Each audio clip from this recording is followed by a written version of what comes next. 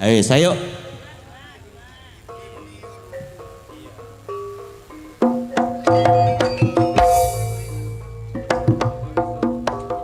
Mbak E. Ayo dok, warang godongnya dok. Ayo. Artis melo artis. Iya. Ayo artis itu. Stop. Iya, si Ciwis.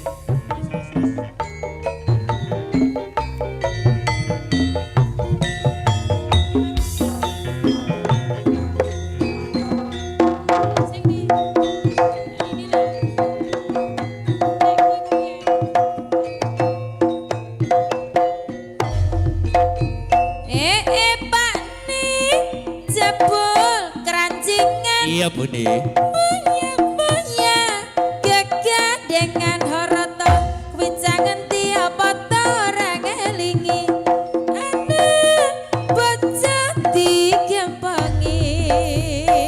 Ipune ora karuan.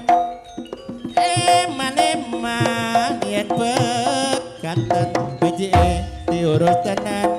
Nyatane kok salah tenan. Aku ora kelayapan.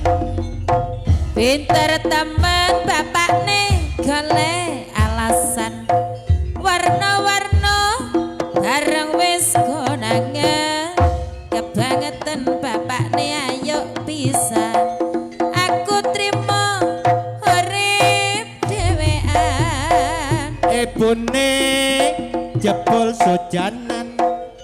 Aku ora keberatan becike diurus tenan nyatane kok salah tenan. Aku ora keberatan.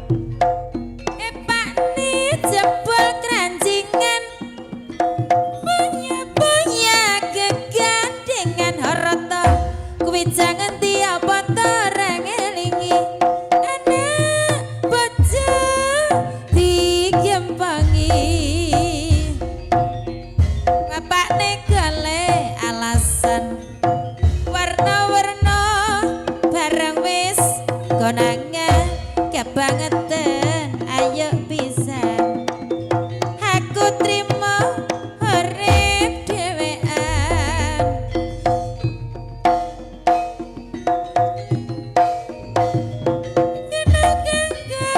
Kaca pranggala tingkah laku ne pramoda aja nganti kena guna itu wajib ilang aku ngelingu tibane bangsa wanci akhir dewasa kita samya kenal wajib bebrayan mawas diri iku perlu kena kaca pranggala tingkah laku nepra bodoh aja nganti kena guna gitu wajib ngelalaku ngelingati bene wangsa wanci akhir dewasa kita samya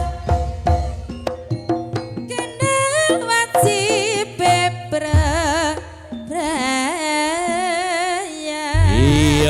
Iya kelepai kegendengan Erwin lah. Kambitan tak beso. Terima kasih penampilan dari Erwin Putra. Juga keluarga besar dari Abah Sinal yang sudah tampil di pagelaran.